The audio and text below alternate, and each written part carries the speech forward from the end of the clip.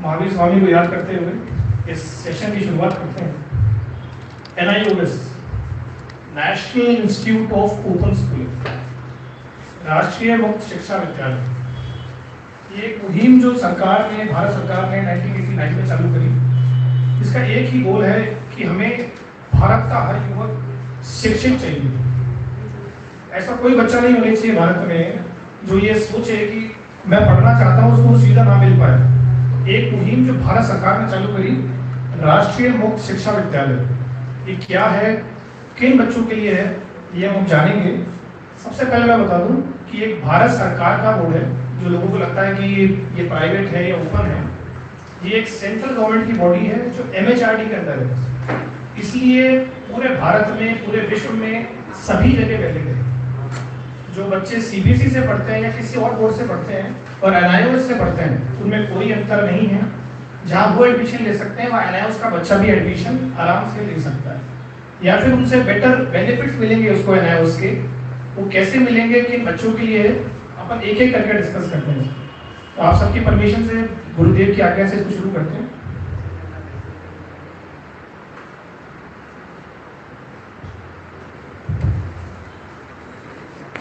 National Institute of Open schooling,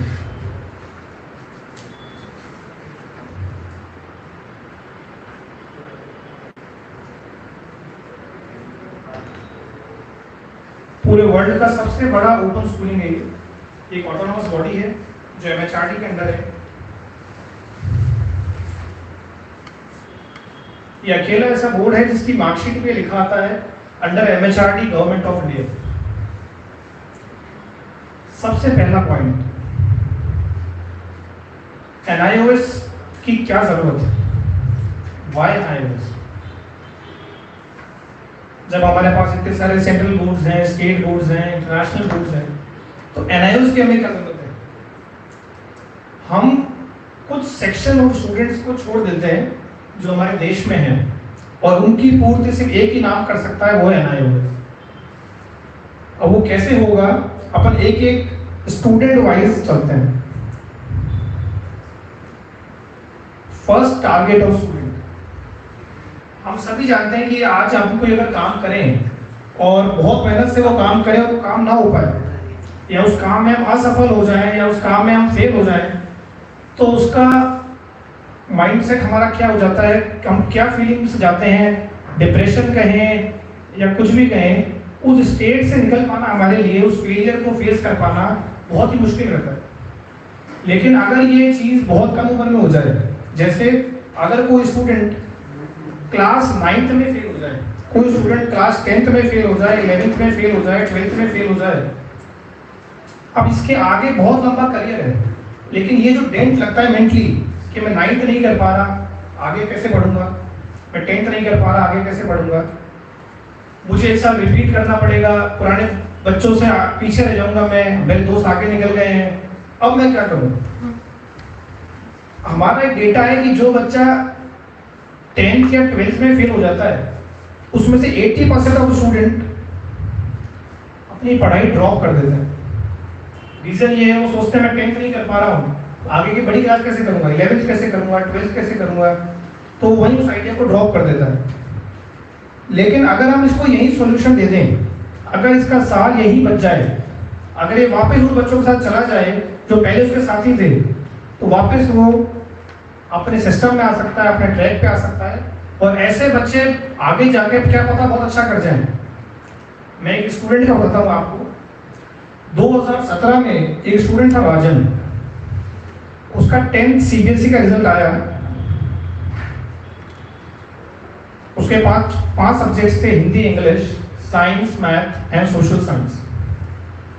he scored 90 in Hindi, 85 in English, 75 in science, 13 in math and 92 in social science, which means he failed in mathematics. But he was very good in rest. उनके हिंदी में number अच्छे हैं, English में अच्छे हैं, social science में अच्छे हैं, but he is not made for mathematics. उसको मैथमेटिक्स नहीं आता था।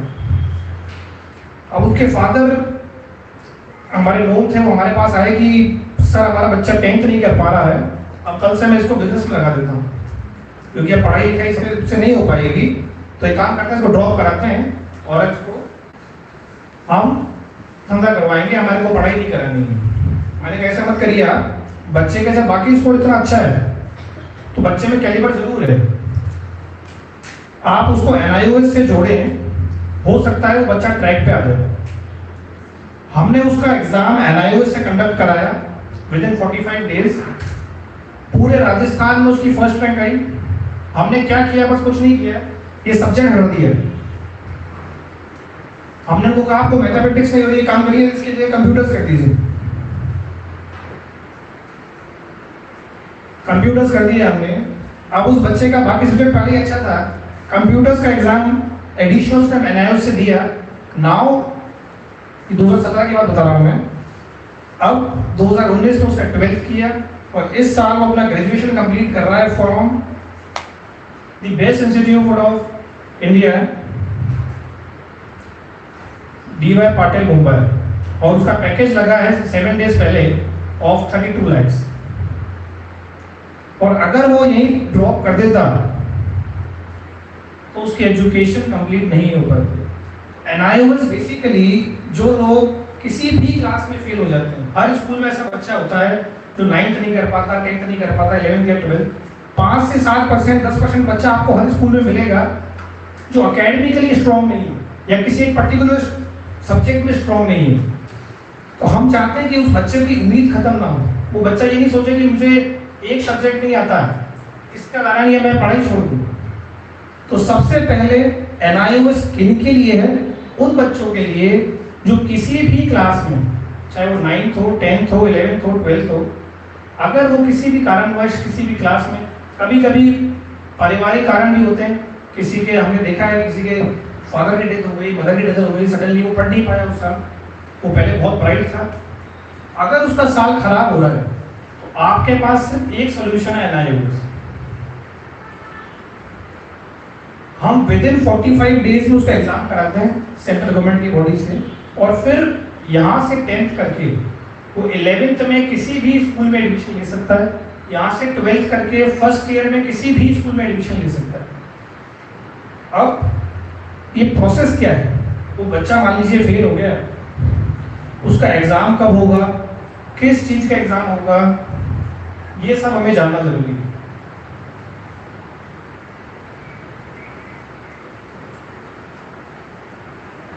वो किसी भी बोर्ड का हो, अगर वो लास्ट 5 इयर्स में फेल हुआ है तो हमारे पास एक स्कीम है, ट्रांसफर ऑफ क्रेडिट, TOC। ये स्कीम क्या है, ये सर LN से हमारे पास बहुत स्टूडेंट्स आते हैं जो कंपटीशन में इतने मन में रहते हैं कि बोर्ड का थोड़ा बहुत चूक जाते हैं, उनके लिए ये बहुत ही बढ़िया सोल्यूशन है। आप देखें एक बार, फॉर एग्जाम्पल किसी स्टूडेंट के पास फिजिक्स, केमिस्ट्री, मैथमेटिक्स था, चलिए एक एग्जाम्पल और आपको मैं बताता हूं। एक स्टूडेंट था पराक्रम सिंह, LN जयपुर का ही था, उसके JEE मेंस में ही scored 99.92 percentile in JEE Mains, but unfortunately he failed in physics because competition में MCQ पेपर होता है और शॉर्ट में करना बच्चा इतना हो जाता है कि वो बोर्ड की तैयारी नहीं कर पाया, फिजिक्स में फेल हो गया। Now he got 99.92 percentile. He was a ranker in JEE, but not eligible for NIT or IIT as he has not qualified his 12th. अब क्या करें, CBSE ने लिख दिया एसेंशियल रिपीट, नेक्स्ट टाइम ये नंबर आएंगे नहीं आएंगे पता नहीं है, उस बच्चे का स्टेट, उसके पेरेंट्स का state, highest depression.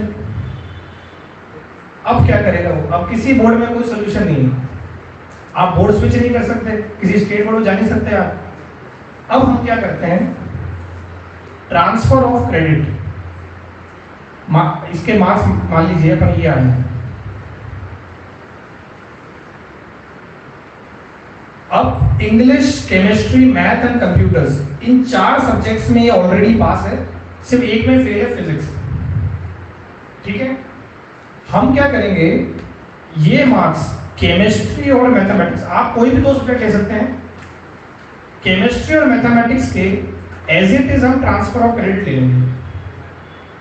Maximum 2 subjects ही आप टीयूसी ले सकते हैं।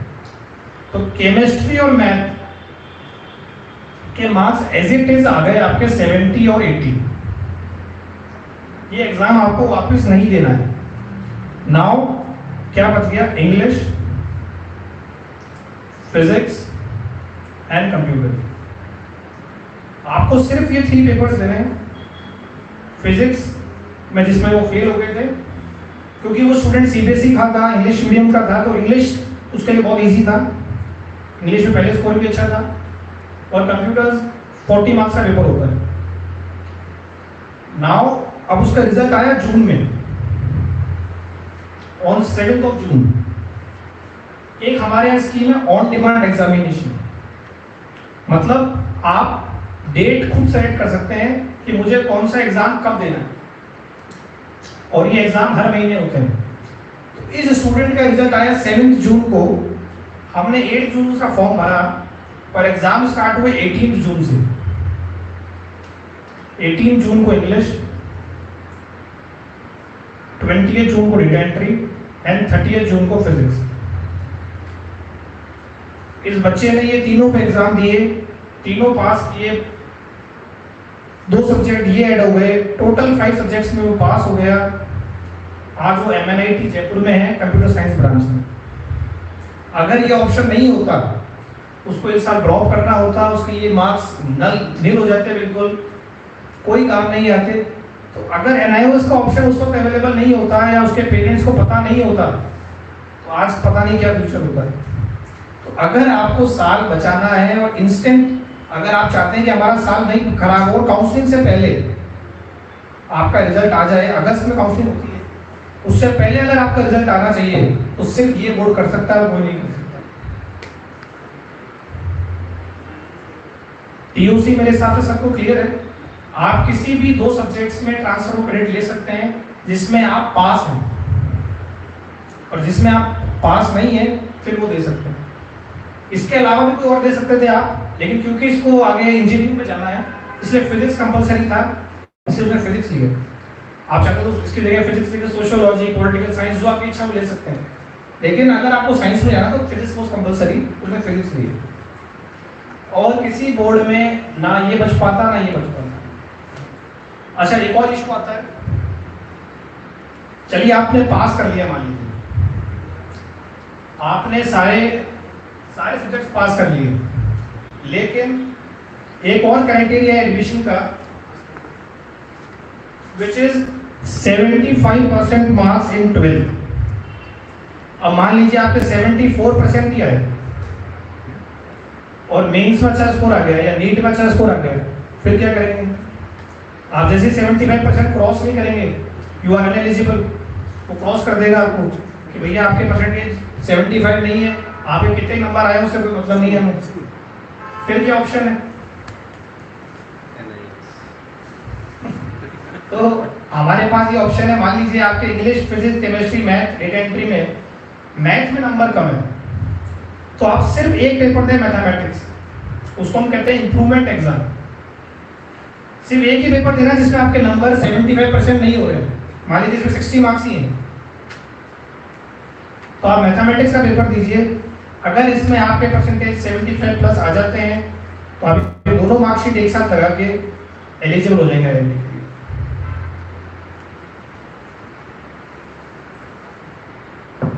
लिए। ये सुविधा सिर्फ NIOS ही प्रोवाइड करा सकता है आपको, जिसमें आप जिस सब्जेक्ट में इंप्रूवमेंट चाहें सिर्फ सिंगल उसका पेपर देके आगे बढ़ सकते हैं। बहुत सारे जने में ऐसे मिलते हैं कि सर हमें डॉक्टर नहीं बनना, लेकिन फिर भी घर वालों ने डॉक्टरी करा दी, हमें तो इंजीनियर बनना है। अब क्या करें? हमारे पास मैथमेटिक्स तो है नहीं, हमारे पास सब्जेक्ट है इंग्लिश, फिजिक्स, केमिस्ट्री, बायोलॉजी और कोई भी ऑप्शनल पेपर। एक साल वो MBBS में चला गया, अब एक साल बाद उसको लगा मुझे डॉक्टर नहीं बनना, मुझे इंजीनियर बनना है। अब आप क्या करेंगे? 12th तो वापस किसी स्कूल में जाके एडमिशन ले नहीं सकते कि वो बोलेंगे आप तो पहले 12th पास हो, हम आपको री एडमिशन देंगे नहीं, फिर आप कैसे करेंगे? तो आप वापस NIOS से एक सिंगल मैथ का पेपर दे दें और आप जेई फाइट कर पाएंगे। या अगर इसका उल्टा है, आपके पास साइंस मैथ है और आप बाद में डॉक्टर बनना चाहते हैं, तो पूरी 12th पढ़ने की जरूरत नहीं है, आप सिर्फ एक बायोलॉजी का पेपर दे दें NIOS से और आप नीट में एलिजिबल हो जाएंगे। तो मैथ एडिशनल आप ले सकते हैं NIOS में, या फिर बायो भी एडिशनल ले सकते हैं, जो भी सब्जेक्ट आपको चाहिए। आजकल कमर्शियल पायलट बहुत हाई डिमांड में है, लोग एविएशन में जाना चाहते हैं, लेकिन पहले उनके पास स्ट्रीम था कॉमर्स, और पायलट के लिए चाहिए फिजिक्स और मैथमेटिक्स। तो कुछ बच्चे हमारे पास ऐसे आते हैं जो ग्रेजुएट भी हो गए, लेकिन अब उसके बाद उनको एविएशन में जाना है। वो लोग क्या करते हैं, सिर्फ 2 पेपर देते हैं NIOS से, फिजिक्स और मैथमेटिक्स, और इस बेसिस पर वो मर्चेंट नेवी में एविएशन में जा सकते। तो अगर आपको स्ट्रीम चेंज करना है, अगर आपको आर्ट से साइंस में आना है, कॉमर्स से साइंस में आना है, या साइंस से कॉमर्स में जाना है, तो सिर्फ एडिशनल पेपर जो उस स्ट्रीम के लिए कंपलसरी है वो देंगे, तो आप फिर किसी भी फील्ड में जाना चाहते हैं और जा सकते हैं। एविएशन में जाना तो सिर्फ फिजिक्स मैथ NIOS में ऑप्ट कर लीजिए, आप एविएशन के लिए एलिजिबल हो जाएंगे। अगर नीट में जाना तो सिर्फ बायो, स्पेशली लिखा है, आप जाएंगे नीट NTA की वेबसाइट पर कि you can opt for biology as additional subject from National Institute of Open Schooling, then you will be eligible. ऐसे ही एक और बॉडी है जोसा, JOSAA, जो IIT की काउंसलिंग करती है, उसमें भी क्लियरली परसेंटाइल सिस्टम है।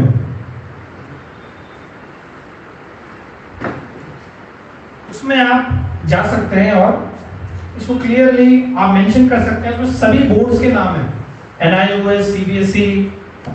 उसमें आप अगर देखेंगे तो हर बोर्ड का एक परसेंटाइल रखा है।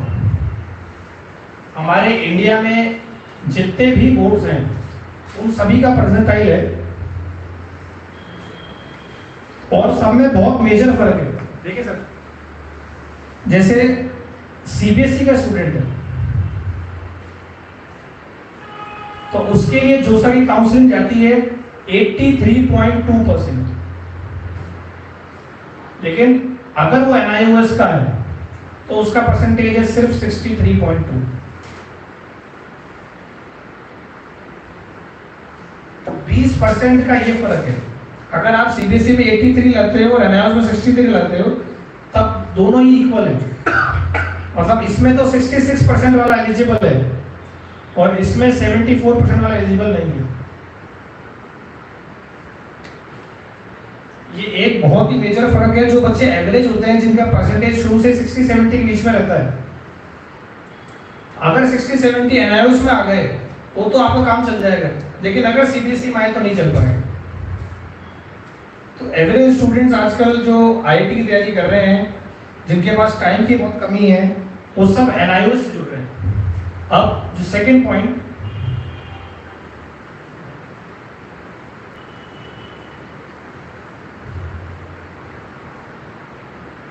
Students preparing for any competitive exam like JEE और NEET, जो भी लोग किसी भी कंपटीशन की तैयारी कर रहे हैं, चाहे वो JEE हो, NEET हो, CA हो, आजकल CUET भी आ गया है कि आप CUET में कितना नंबर्स लाते हैं उससे आपको सेंट्रल यूनिवर्सिटी मिलेगी। मतलब it is totally based upon your competitive score.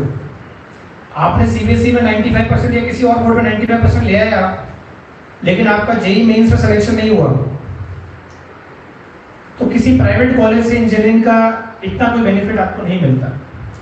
और इसका मेजर इशू जो बच्चा JEE नहीं कर पा रहा लेकिन बोर्ड तो बहुत अच्छा कर रहा है, वो है lack of time for self study. बच्चे के पास पढ़ने का वक्त ही नहीं है, तो वो कैसे अपने कंपटीशन पे फोकस करेगा? हमेशा वन फोकस वन गोल वाला बच्चा ही सक्सेसफुल होता है। अगर आप NIOS से अपना 12th का रजिस्ट्रेशन कराते हैं।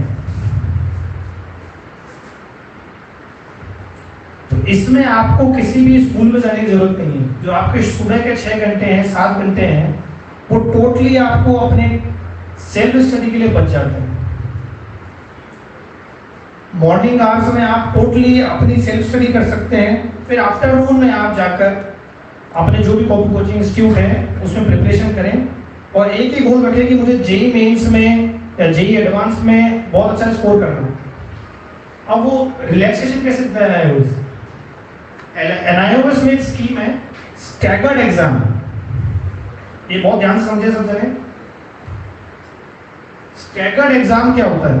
स्टैगर्ड मतलब आप टुकड़ों में एग्जाम दे सकते हैं अपनी इच्छा के अनुसार। कैसे?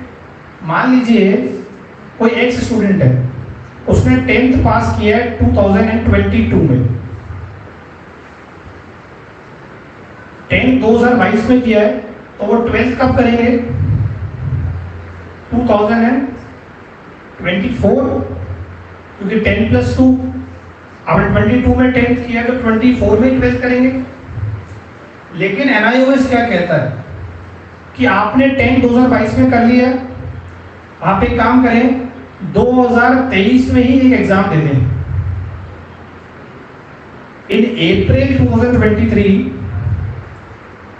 समझ लेते हैं इस बच्चे के पास साइंस मैथ है और ये जेई की तैयारी कर रहा है।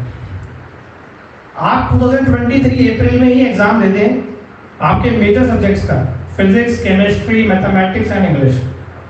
ये 4 आपके मेजर सब्जेक्ट्स हैं जेई में। आप कोशिश करें कि इन चारों में आप 2023 अप्रैल में ही परफॉर्म करें अच्छा, ठीक है, विद इन आफ्टर 1 ईयर।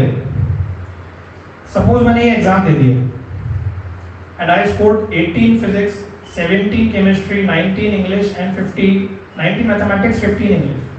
मेरा ये स्कोर आया। अब मुझे लगता है कि सर मेरे केमिस्ट्री में नंबर कम है और इंग्लिश में नंबर कम है, बाकी फिजिक्स और मैथ में ठीक है, तो आपको ये फिजिक्स और मैथ का पेपर वापस देने की जरूरत नहीं।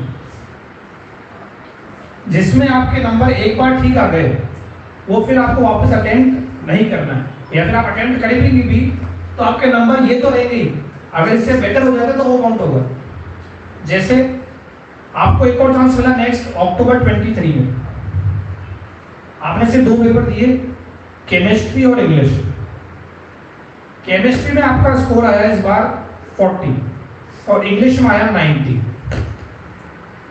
तो आपके पहले 50 थे, अब है 90, ये काउंट नहीं होगी।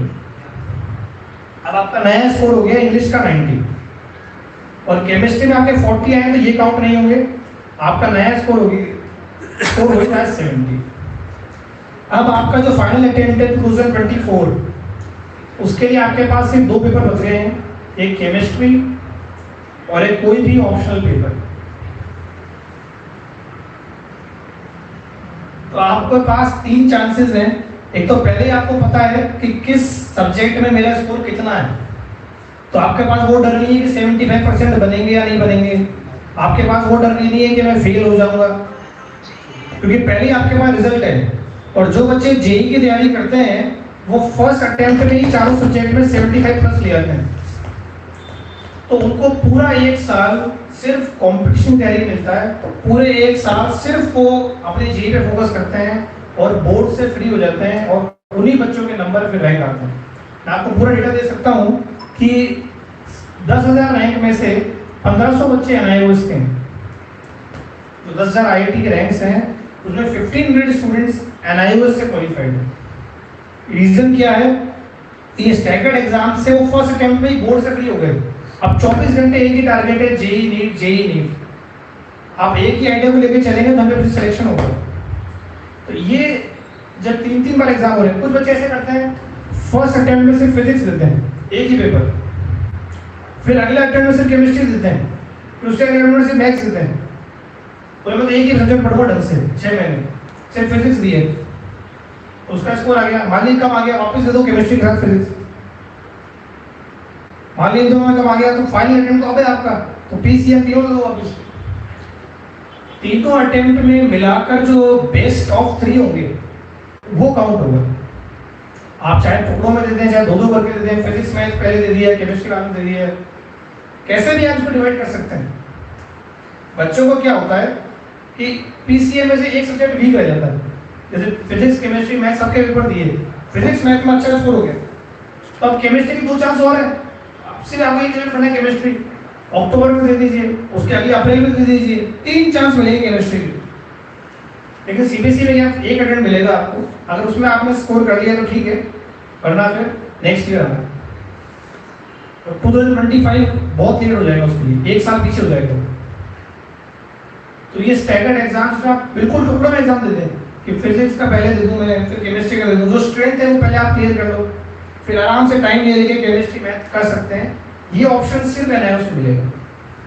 प्लस इसमें आप कहीं भी स्कूल नहीं जा रहे हैं, आपका जो सुबह का 6-7 घंटे सेल्फ स्टडी का टाइम है, सबसे मेजर इशू आप किसी बच्चे से पूछेंगे कि आपको प्रिपरेशन में क्या आ रहा है, बोले सर पढ़ने का टाइम ही नहीं है, सुबह 6 घंटे स्कूल जाते हैं, फिर 6 घंटे कोचिंग में जाते हैं, हम पढ़ेंगे कब? तो वो टाइम मैनेजमेंट अगर आपको चाहिए तो सिर्फ national Institute of Open schooling से ही मिल सकता है।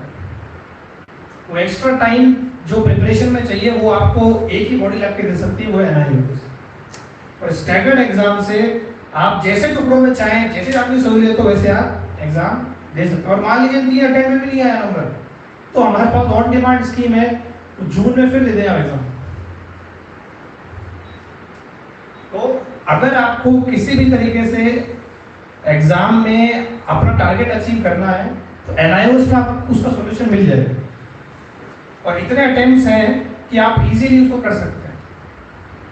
मेरे साथ स्टैगर्ड एग्जाम और कंपटीशन के लिए क्या क्या एनआईओएस दे रहा है ये सबको क्लियर है। इसमें बहुत सारे फैक्टर है, थोड़ा सा अपन जल्दी चलते हैं।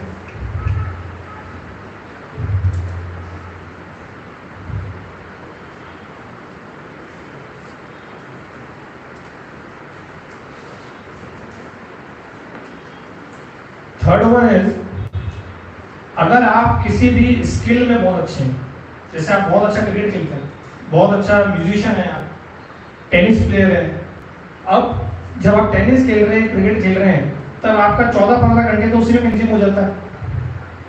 या फिर बहुत बार ऐसा होता है कि एग्जाम क्लैश कर रहा है, एक तरफ चैंपियनशिप है, एक तरफ बोर्ड एग्जाम है। अब आप चैंपियनशिप तो छोड़ नहीं सकते हैं, आपको बोर्ड एग्जाम छोड़ना पड़ता है, तो वहीं आपकी पढ़ाई रुक जाती है। हम देखते हैं ना बहुत सारे क्रिकेटर्स और ये सब इतना आगे पढ़े हुए नहीं है। क्यों नहीं पढ़े हुए? क्योंकि उन्होंने पढ़ाई छोड़ दी, क्योंकि उनको स्पोर्ट्स खेलना है। अब वो सचिन तेंदुलकर अगर ग्रेजुएट भी हो जाए या पीएचडी भी हो जाए तो क्या हो जाएगा उसके? उसको याद तो क्रिकेट के लिए किया जाएगा। तो एनआईओएस ये कहता है कि आप अपना स्पोर्ट्स चालू रखें, आप अपना स्किल चालू रखें, आपकी पढ़ाई हम पर छोड़ दें। आप जिस स्टेट में हैं, जिस कंट्री में हैं, वही एग्जाम हो सकता है। इंटरनेशनल है, बहुत सारी कंट्रीज में एग्जाम सेंटर है, दुबई में एग्जाम सेंटर है, मॉरिशस में एग्जाम सेंटर है। जिस स्टेट में आप उसको खेल रहे हैं उसी की डेट ले लें कि भाई मुझे इंग्लिश और हिंदी का पेपर देना है। तो ये एग्जाम आपने अप्रैल में दे दिया, फिर उसे लगा कि भाई मेरे को थोड़ा गैप है, अब मैं एक पेपर और दे देता हूँ, फिर मैथ का दे दिया, फिर मुझे लगा थोड़ा टाइम है, एक पेपर और दे दिया। ऐसे आपको 9 चांसेस मिलते हैं। 9 चांसेस में मिलाकर आपको 5 सब्जेक्ट क्लियर करना है। और जब आपकी अवेलेबिलिटी हो, सीबीएसई या किसी और बोर्ड में मार्च में एग्जाम होंगे, अब मार्च में एग्जाम होंगे, मार्च में हमारा चैंपियनशिप देंगे कैसे? इसमें ऐसा नहीं है। इसमें जिस मंथ आप फ्री हो उस मंथ की आप ऑन डिमांड एग्जाम से डेट ले लें और जितने सब्जेक्ट देना चाहें। ऐसा भी नहीं कि सारे सब्जेक्ट एक साथ दे दें। आपको लगता है मुझे 2 ही प्रिपेयर करने हैं, अभी 2 दे दीजिए, 3 करने 3 दे दीजिए, सारे देने सारे दे दीजिए। अपनी प्रिपरेशन के हिसाब से आप एग्जाम दे सकते हैं। मंथ भी आप डिसाइड करेंगे, सब्जेक्ट भी आप डिसाइड करेंगे, डेट भी आप डिसाइड करेंगे कि मैं इस डेट को इस जगह ये वाला एग्जाम दूंगा। अब ये जो टाइम है वो सारा टाइम आप अपने स्पोर्ट्स में लगाएं, जो आपका ड्रीम है, जो आपका पैशन है, उसी में जाएं कि मुझे तो क्रिकेटर बनना है। अब उसमें 10th में 80% आता है, उससे कोई मतलब नहीं है, 12th में कितना आता है उससे कोई मतलब नहीं है। अगर आप क्रिकेटर हैं और बहुत सारे स्पोर्ट्समैन एनआईओएस से निकले हैं, इंडिया का सबसे बड़ा नाम मैरी कॉम एनआईओएस से है। ऐसे बहुत सारे देश दे दूंगा मैं आपको तो स्पोर्ट्स में अच्छा कर रहे हैं। क्यों कर पा रहे हैं? क्योंकि उनको हमने एकेडमिकली फ्री कर दिया है कि आप तो सिर्फ खेलो, देश को आगे बढ़ाओ, आपके एजुकेशन की जिम्मेदारी हम लेते हैं। तो they are just focusing on their sports, their skill. बहुत सारे एक्टर्स एनआईओएस से गए क्योंकि बहुत कम उम्र से ही लगना पड़ता है आपको। अब आपके पास स्कूल जाने का टाइम नहीं है, स्कूल में 70% अटेंडेंस चाहिए, वो आप नहीं दे सकते। अकेडमिकली सब आना चाहिए, Hindi, English, science, math, SST, वो आपको नहीं आ सकती। आप क्योंकि सब पूरा टाइम इसमें दे रहे हैं, पढ़ेंगे कब? उसके लिए आप एनआईओएस में एनरोल करें और कोई भी स्पोर्ट्स कर रहे हैं उसके साथ एनआईओएस में जुड़ना है एक बार। फिर जैसे आपकी इच्छा हो ऑन डिमांड से डेट लें, सब्जेक्ट लें और एग्जाम। आपको कोई नहीं कह रहा सारे सब्जेक्ट एक साथ दे दें, आपको जितने सब्जेक्ट प्रिपेयर्ड हैं वो आप दीजिए, जिस टाइम प्रिपेयर्ड है वो आप दीजिए। आई थिंक स्पोर्ट्स वाला भी क्लियर है सबको।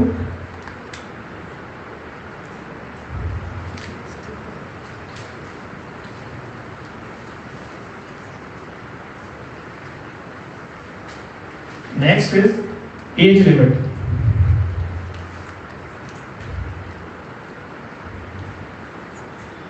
फॉर एग्जाम्पल आज आपकी उम्र 45 साल है और अब आप चाहते हैं मुझे 10th क्लियर करना है। कौन सा स्कूल एडमिशन देगा 45 ईयर्स की? कौन सा स्कूल एडमिशन देगा 12th में अगर आपकी एज 50 है?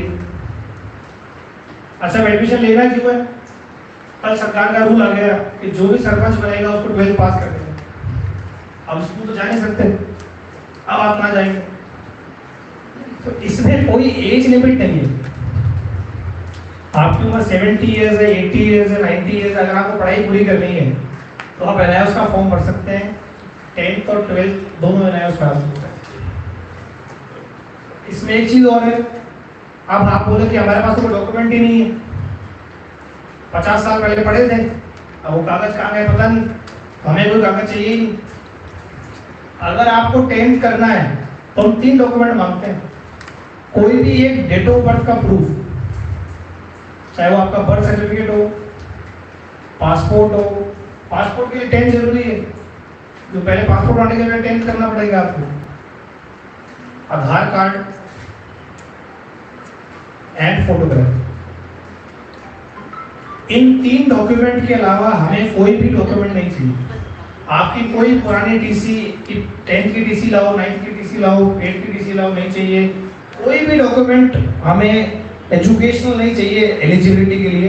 अगर आपकी एज 14 प्लस है तो आप डायरेक्ट 10th दे सकते हैं। आपने 9th पढ़ी है नहीं पढ़ी उससे कोई मतलब नहीं है, 8th पढ़ी है नहीं पढ़ी उससे कोई मतलब नहीं है, directly you are eligible for class 10।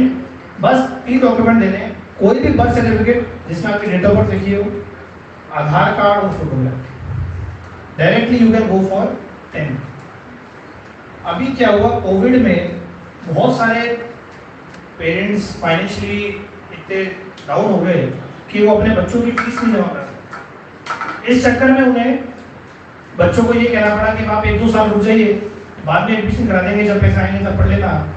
इतनी फीस वो नहीं दे पाए और स्कूल को अगर रिक्वेस्ट किया गया तो कुछ स्कूल ने फीस कम कर दिया, लेकिन वो भी इतना बड़ा अमाउंट था कि वो नहीं भर पाए।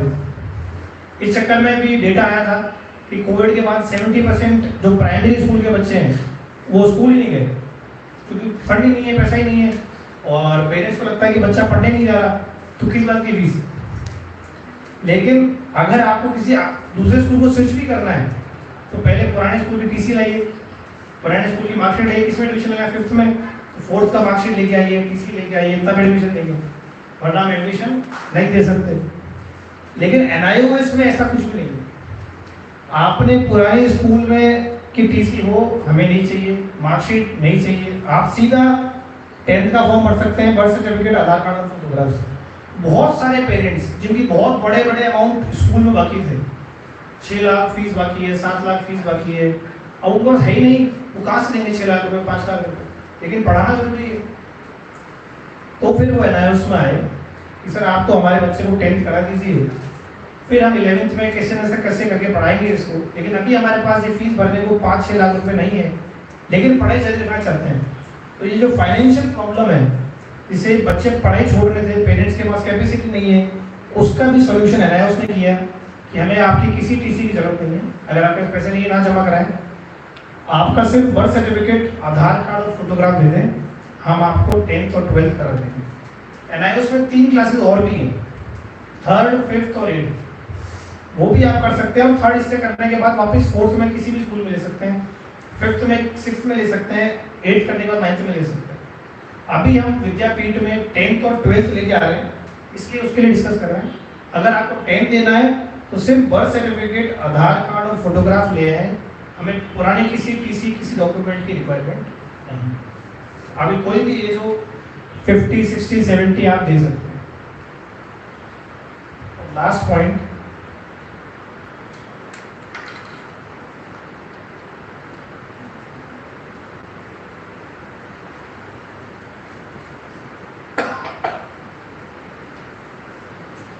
थोड़ा ब्रीफ अपन पहले भी कर चुके हैं, इंप्रूवमेंट ऑफ मार्क्स।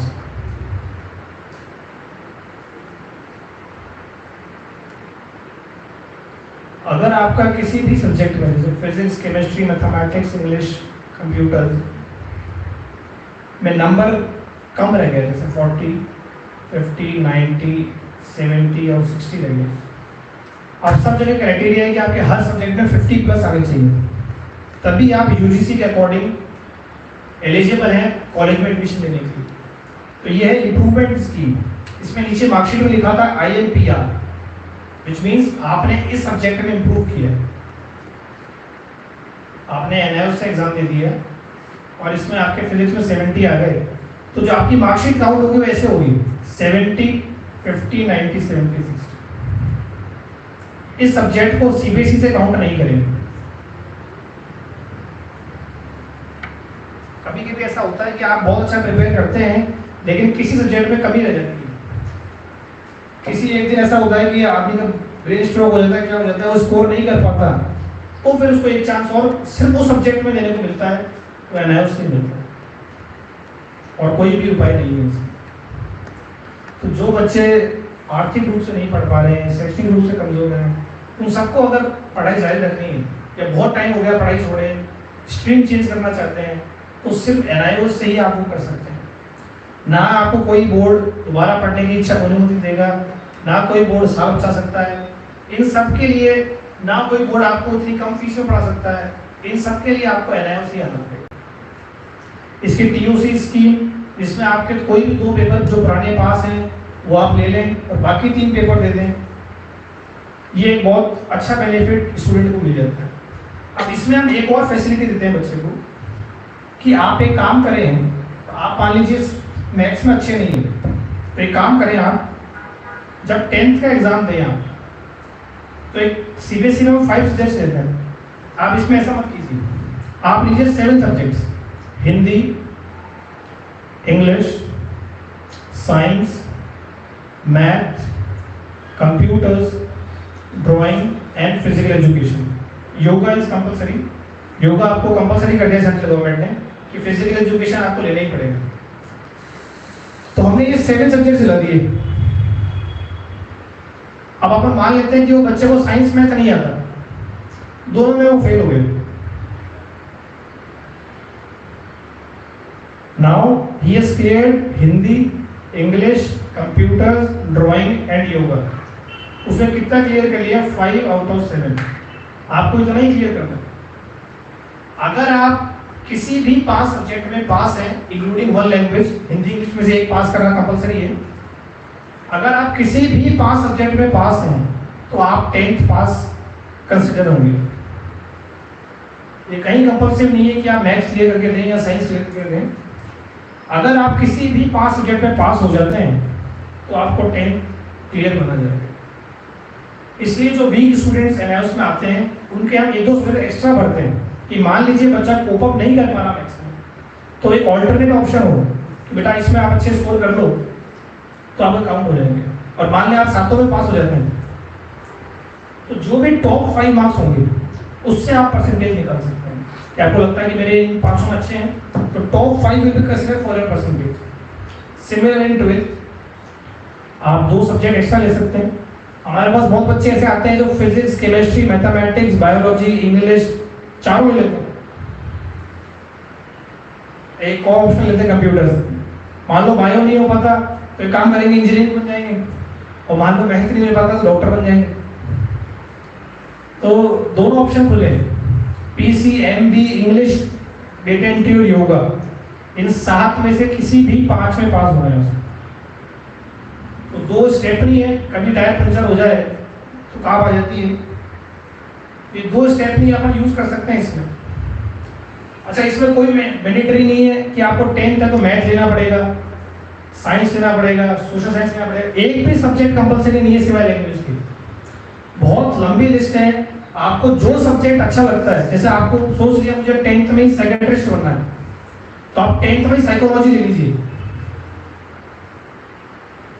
मुझे कॉमर्स में ही जाना है तो साइंस मत लीजिए, उसके लिए अकाउंट्स ले लीजिए। अगर आप प्री डिसाइडेड है, अगर आपका गोल फिक्स है कि मुझे ये करना है, तो बताइए मुझे कॉमर्स में जाना है, मैं साइंस पढ़ के 10th में क्या करूँगा, या फिर मुझे साइंस में जाना है तो सोशल साइंस पढ़ के क्या करूँगा।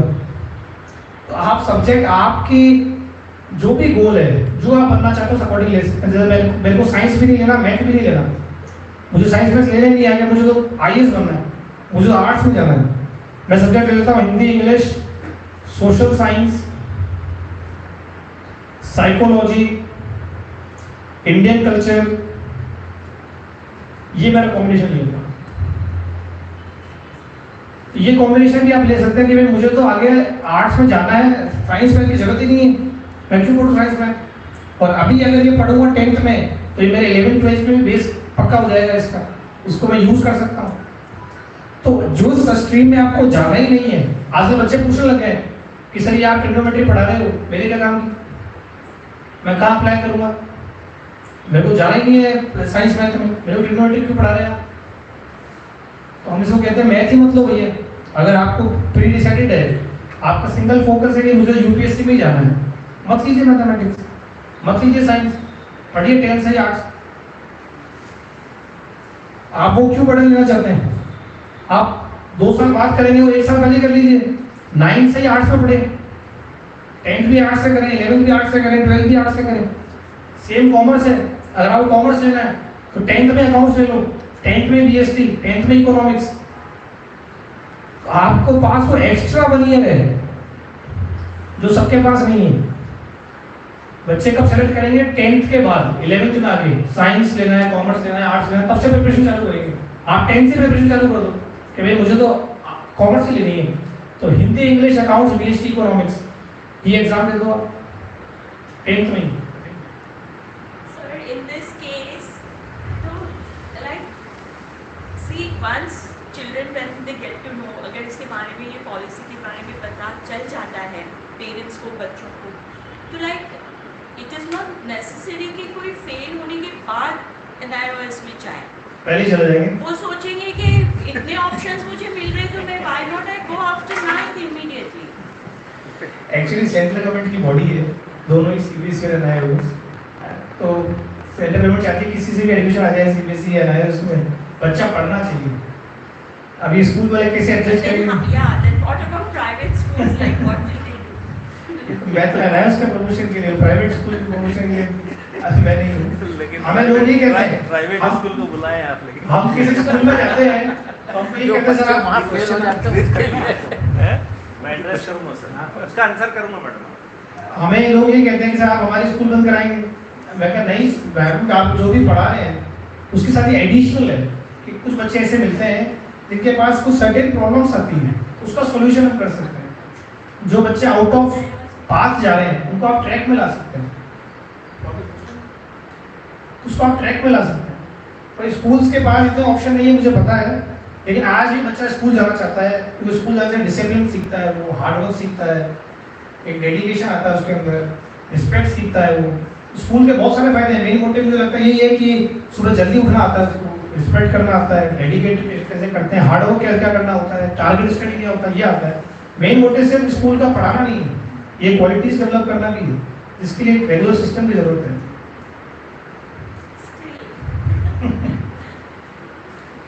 मुझे एनआईओ ज़्यादा प्रेफरेबल है, इसलिए तो एनआईओ कर रहे हैं, वरना स्कूल में खोल लेता।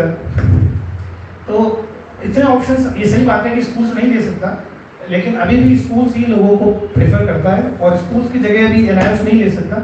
एक एडिशनल है कि जो बच्चे फेल हो रहे हैं, जो बच्चे किसी और गोल के साथ हैं, जो बच्चे किसी और टारगेट के साथ हैं, वो एनआईओ से करते हैं। Actually, the problem is CBSE is also providing us many options regarding selection of subjects.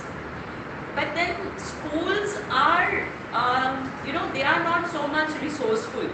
I know that. So because of that, students doesn't get much options. But Like but हमें थोड़ा सा student oriented सोचना चाहिए। definitely that I agree. But what I mean to say, CBSE is giving options, but children are not able to go for those options because school is lacking those I know that. resources. तो उसके लिए जो बच्चा कोई frustrate हो गया कि मेरे से मैथमेटिक्स होती नहीं है, क्यों मुझे आप थोप रहे हैं इसको मैथमेटिक्स में? हाँ, तो भाई उसके लिए उसको हटाइए ना मैथमेटिक्स। तो ये तो क्यों परेशान हो रहा है? एक काम का मैथमेटिक्स हटाई दीजिए, और क्या चीज नहीं चाहिए, साइंस भी हटा दो, और बोलो पढ़ाई करते रहो, सब्जेक्ट कहीं चेंज हो जाए, कुछ भी हो जाए, पढ़ाई चलनी चाहिए। तो आप एनआईओस में जा सकते हैं। मतलब हम जो भी डिसीजन बात कर रहे हैं वो किसी स्कूल के लिए, किसी संस्थान के लिए या किसी बेनिफिट के लिए नहीं कर रहे, सिर्फ स्टूडेंट ओरिएंटेड कर रहे हैं। एक टारगेट लेके चल रहे हैं कि भारत में हर बच्चा शिक्षित होना चाहिए। भारत में ऐसा कोई बच्चा नहीं जो पढ़ाई छोड़ दे। अभी आप डेटा देखेंगे, अगर 2019 के बाद क्या स्थिति है स्कूल्स की, सभी जानते हैं, नंबर सबके कम हुए हैं। जहाँ 1500 बच्चे थे, 1000 रह गए। जो तो बच्चे कहाँ गए? कहीं भी नहीं गए, पढ़ ही नहीं रहे। कोई भी रीजन हो, फाइनेंशियल हो, कुछ भी हो, नहीं पढ़ रहे। हमें इस मुहिम को रोकना। आप जो भी बता रहे हैं ये एक्सेप्शन है actually, this is not meant for general students, and that too on a very when they are at the verge of deciding their career 11th and 12th, they have to be given that leverage.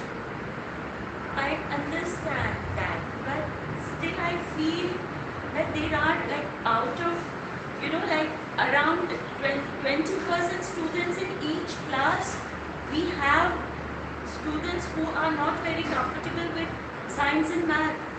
20% के लिए मेहनत कर रहे हैं। So that is what I think. But they are not aware of these options. So actually, how those students actually they should get this awareness.